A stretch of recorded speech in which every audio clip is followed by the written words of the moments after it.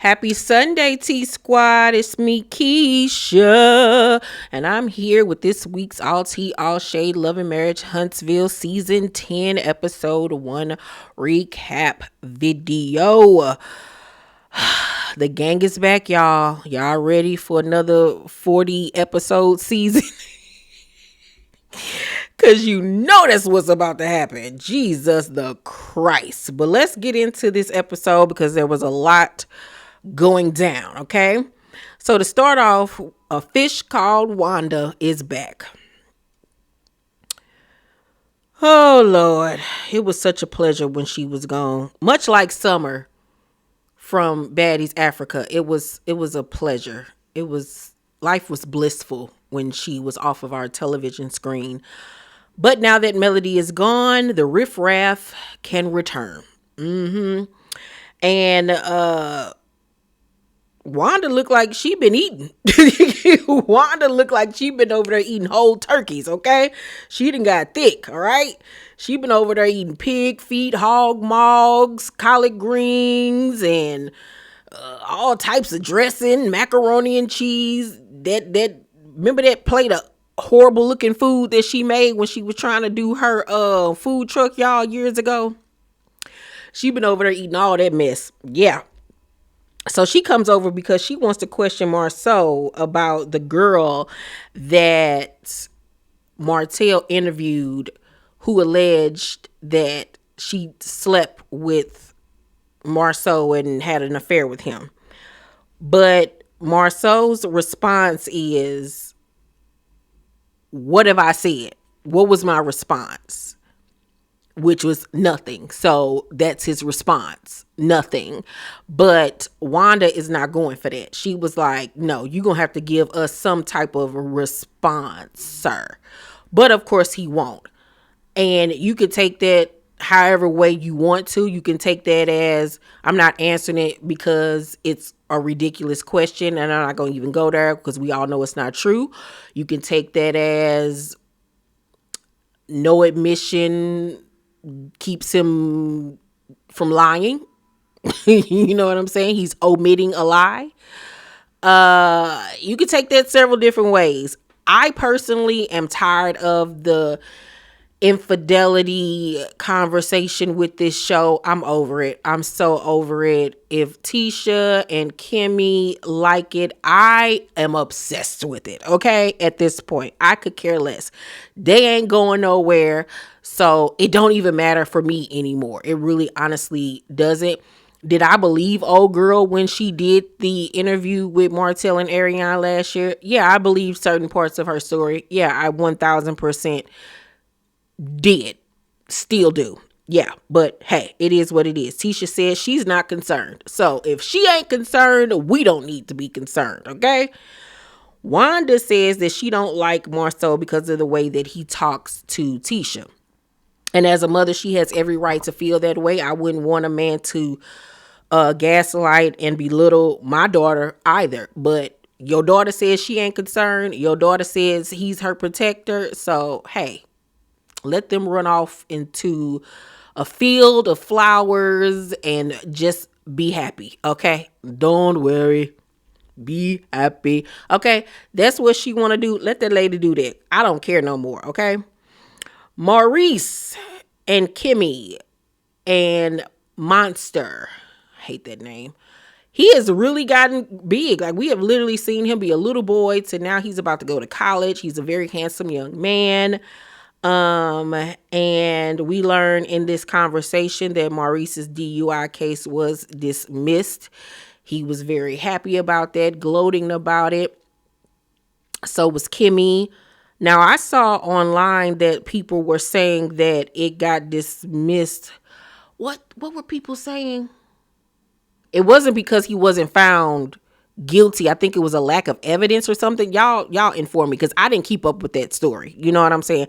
Y'all know how I feel about Margarine. He don't like me. I don't like him. You know what I'm saying? So that's that on that. Monster leaves the room, and Kimmy and Maurice discuss the restaurant that they're working on called Jordan Lane. This is her baby. We all know that she's a chef or whatever. Marceau is the one building it, so it's taking some time because he's working on Scott Manor, which is finally in construction after 11 years, okay?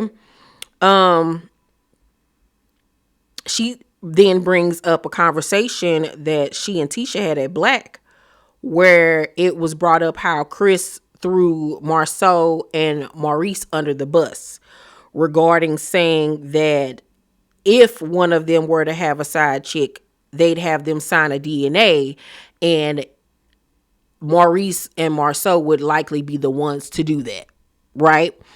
So she asked him, have you ever had a side chick sign an NDA? And his response was, I ain't had nobody sign an NDA.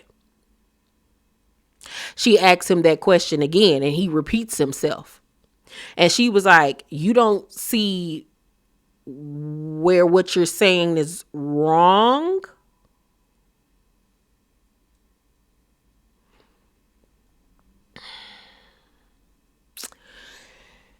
Kimmy.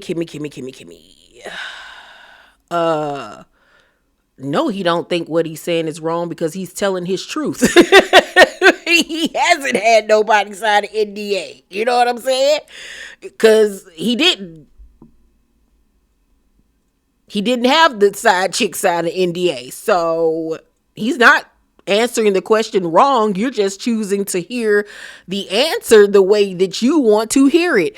Like, I don't know what's Kimmy issue. Like, that man literally plays in her face every season and makes her look more and more ridiculous. I remember at one point when we thought Kimmy was this strong black woman who wasn't gonna never take no mess from no man. And she has proven us wrong time and time again that she is all bark and no bite. Because I don't understand how she let that unsalted butter sit up there and literally just beat around the bush and play in her face and skip and hop around answers. Girl, it's so ridiculous. It really honestly is. It's actually very disappointing. It truly is. But once again, if they like it, I love it. It ain't my nigga. So Destiny is back with a lot of hair. It's giving Cowardly Lion. I didn't know what to do with that, but she says that she is back in real estate. She has had her license for years and now she's back into it. But meanwhile, she's still working online with Madani. I just want Madani to go away. I don't want to hear the word Madani no more. Can we please put it in the closet? It's not going anywhere.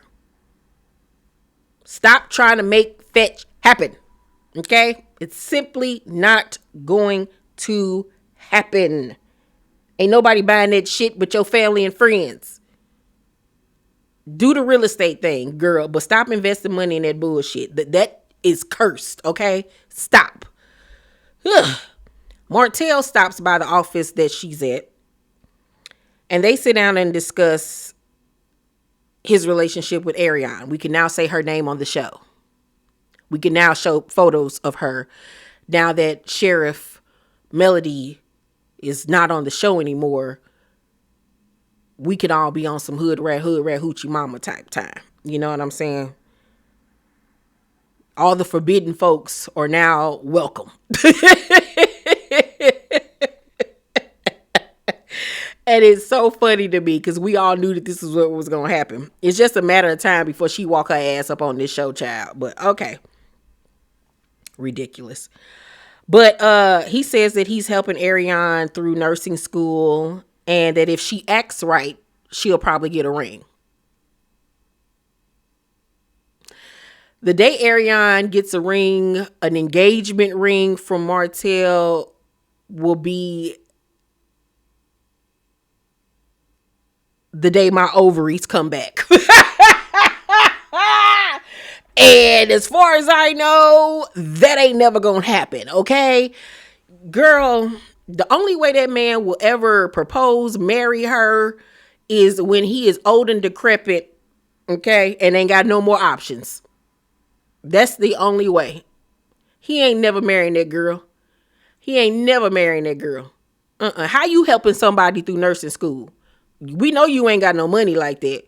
We know you not smart enough to help her with any type of schoolwork, because you couldn't even get your own real estate license. So how you helping her do anything? I thought the girl was a nurse.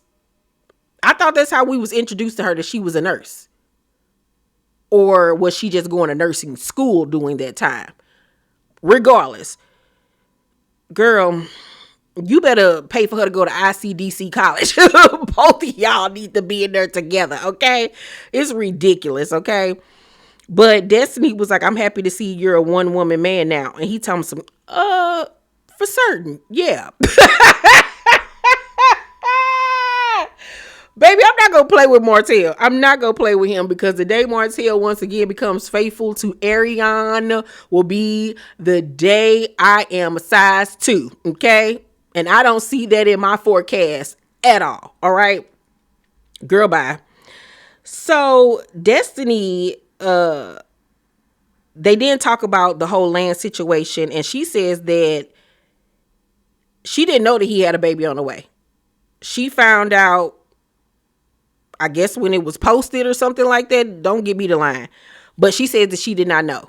And she had people coming at her online, you know, coming at her crazy about something that she said she was not aware of. I believe her. You know, I guess. I mean, like I said, I don't pay too much attention to this cast anymore. You know, I was deep into it years ago, but it just has gotten so ridiculous that I had to just be like, child, I got my own problems. I ain't got time to be worrying about these grown tail people. But until we see otherwise, I guess I believe her. You know what I'm saying? But Destiny seemed like the type to me that even if she did know he had a baby on the way, she would still talk to him anyway. So, then they bring up Martell and Arion interviewing the so-called mistress, and she basically is telling him he shouldn't have done that. He's better than that, and to basically let God sort him out. Shout out to the clips. The album is amazing. Been listening to it now for the last 2 weeks. Awesome. Anywho. Martell basically says if they pop out, I'm popping out too. He gonna understand. Close your mouth. Close your legs to marry men. Like, I ain't heard nothing else from him. That's right. Don't say nothing, because I'm gonna keep on going. And once again, the fact that Marceau has not responded, has not tried to sue anybody for lying, defamation of character, or anything of that sort. What does that lead you to believe? That there's truth in there. Somewhere. There's truth. How much truth, we don't know, but there's truth there. We've seen him do this before. We've seen him do this before with the 20 women or whatever. He sat on mute about that. Anytime Martell calls him out about something that he's done wrong, he doesn't respond to it. Anything else, he'll argue. Semantics. He'll go back and forth. Anything with Scott, we see he'll buck up about that. You know what I'm saying? Anything regarding Tisha, he'll buck up about that. But anytime it comes to this cheating stuff, that nigga be on mute. Okay? He be miming. So to me, it seems like a hit dog has been, is hollering. God damn it. All right. So then we see that Ken has reached out to Marquez to talk about co-parenting. He really wants to work things out with him. They get together and they discuss the situation. And Ken tells him that he'll probably get along faster with him than Trisha. And is it Marquez or is it Marquez or Marquez? It's Marquez. Marquez, whatever. It's too many M names. But anyway, he was just like, how long is it going to take? Like, I want to move forward, da-da-da-da-da. But they had a good conversation, just the two of them one-on-one. It was a decent conversation, which also shows me that the contention is more so between him and Trisha, obviously, and that Ken feels like he has to protect or, support Trisha when they go at it. Once again, I think Ken is a big ass fool. Ken is a big dummy to me. Like, he's a really big dummy. He just got muscles and no brain to be even involving himself in all of this mess. You a single man. I don't think he got no kids of his own or whatever. Like, why are you even in the middle of all this? Like, Trisha must got a vagina of gold, okay? Or a head game out of this world, because she ain't that cute. The kids ain't yours. From what you showed us last season, she don't work. She ain't got shit going for herself. Her car was broke down. Like, she over there engineer, but ain't making no engineering money. Like, I just don't understand. Like, what are you getting out of this? Like, what, a headache? Like, you gonna bust a vein. You keep it up. But whatever. Nell and Chris are back, and I'm so proud of Nell. She must have watched my confessionals review video that I do on all of the seasons, and y'all know I tore her a new one. And she has gotten rid of that 1995 Vanessa Williams honey blonde weave that she was rocking that looked terrible on her. And now she's rocking black hair, and it looks so much better on her. She looks so much more elegant. Okay, do I still think she needs to find somebody else to do her hair? Yes, because whoever does her hair can't do her for shit. And do I think that she still needs to find somebody else to do her makeup? Absolutely, because whoever does her makeup cannot do makeup. Her eyebrows be looking like asterisk marks or something. I don't be knowing what's going on, but she looks a lot better. But we are informed that Nell and Chris' son, Chris Jr., has had his first daughter, his first child. And Nell's son, Lance, but Chris considers him his son too as well, has now had his third child, his third daughter. Now, Lance is the one that Destiny was messing around with. And Nell mentions to Chris how when Chris Jr. comes to the daycare, I guess to maybe pick up the baby or something like that, he be looking drained and tired and stressed out and this, that, and the third. And she wonders, should they help him again? And I was like, Nell, you're the problem. You spent all last season hooping and hollering about you need a break. They need to grow up. They need to handle their own business. Y'all need to stop helping them financially and all of this type of stuff. But as soon as you see him moping around a little bit, you fall for the okie doke again. Like, let that man be a man. This is what happens when you have a newborn child. You are going to look stressed out. You are going to be tired. Let him go through the growing pains of being a parent. Stop running to his aid every 5 seconds. And I know that it's hard to see your child going through something because you do have those invisible strings, with your child because they tug on your heart or whatever. That's your baby, but he not a baby no more. He a man. He a father. You got to let him grow up. So we don't want to hear when he once again takes your kindness for weakness and goes overboard. Then you're going to be mad all over again. You got to chill. You got to stop. Martell stops by and Nell confronts him about the whole Arion picture at the Kentucky Derby, wherever they was at, child, looking country. And, she asks him, did he set up the photograph to be taken to make her look bad? Martell says he did not set anything up and that he deserves an apology. All she could do is go on his word, so she apologizes. At the end of the day, I'm not speaking on no damn Arion. If I'm Melody's good friend, like she says that she was Melody's good friend, no way in hell I'm speaking to that hoe. I don't give a goddamn. As soon as I turn around and you try to introduce me to her, I'm going to be like, what? Girl, if you get the fuck out of my face, I ain't got shit for you. No, ma'am. Ain't no high. Ain't no high. Ain't a wink. Ain't a wave. Ain't a pinky sweat. Like, ain't nothing. I'm paying you dust. But she wanted to be, hey girl, how you doing? So it don't even matter if it was caught on film. The fact that you spoke to her is too much for me. But that's just me. Trisha and Ken have bought their own gym. I wonder who invested more money. He tells her that he basically just needs her to trust and believe in him. And I'm looking at this man like, oh, gosh, she do not see it for you. You are a bank account for her, child. You a big dummy that's over there taking care of her and her kids. Meanwhile, she's sitting over there fighting for her life to prove that she is over Marquez, and it's so obvious that she is not. She's still very much in it emotionally. So in it. So in it. They be wanting to rip each other's clothes off and fuck so bad. Like, girl, if you don't see the writing on the wall, but okay, Kim.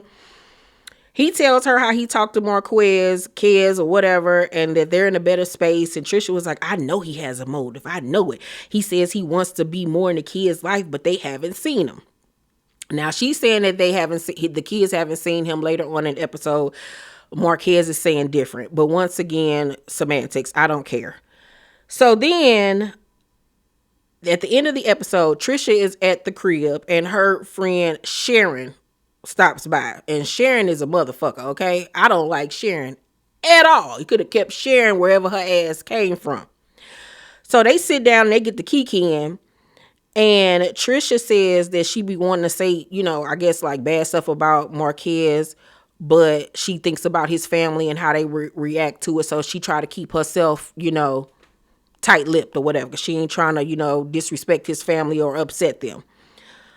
Marquez then walks into the house unannounced, right? Didn't knock or whatever. He says that he's dropping off their daughter and I guess getting their son to go out to eat. Now, this is where I think that he went wrong. You don't walk up in nobody's house, especially your ex-wife house. This is not your house. We ain't cool like that. You just don't walk up in my house like that. So he was absolutely 1000% wrong for the way that he entered her home. But anywho, he's in the house now at this point, and Sharon turns around and was like, well, since you're here, Marquez, I'm Sharon. And of course he's taken aback because her tone, her delivery, like, who are you talking to? Like, who are you? Who are you? Okay. So Marquez is like, it's a lot of energy. Like, I met you before or something. Like, what's up? And Sharon was like, you came in here like you on the attack. Ugh. And I'm looking at this lady like, Madea, you need to simmer down some. Like, you doing way too much. You're being so disrespectful and aggressive for no reason. You don't know this man. Why are you coming at him like that? And this would be situations where if he cuss her the fuck out, he'll be wrong because that's a woman. Nah, fuck that, because who the fuck are you talking to? You don't know me. I don't know you. You too damn old to be talking to people crazy. Like, the fuck is wrong with you? So Marquez is like, y'all want to talk about something while I'm here? We can. Like, what's up? So Sharon was like, I kind of do. I don't know about Trish. And Marquez says, so you're her friend? She was like, yeah. He was like, how long have you known her? And Sharon was like, about 4 years. And Marquez says, have I met you before? And she was like, I just told you, you have not met me. Why is that relevant? Bitch, you the one started this damn conversation. So he's trying to cover his bases to figure out why the fuck you got so much bass in your voice, Ving Rhames. What the hell is wrong with you?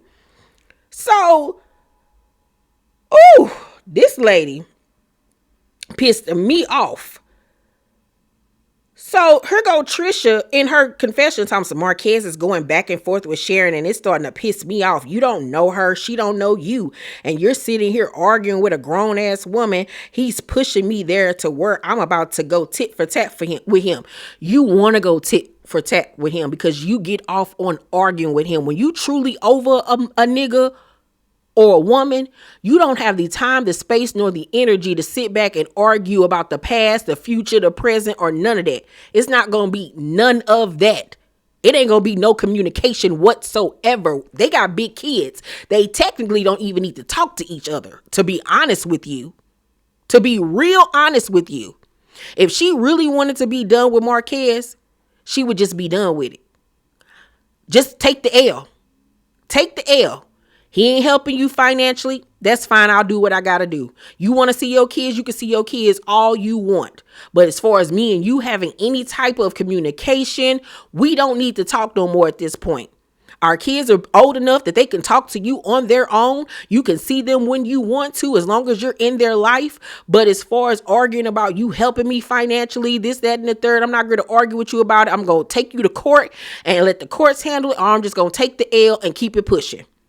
But she likes to argue with him because her feelings are still tied all up in that.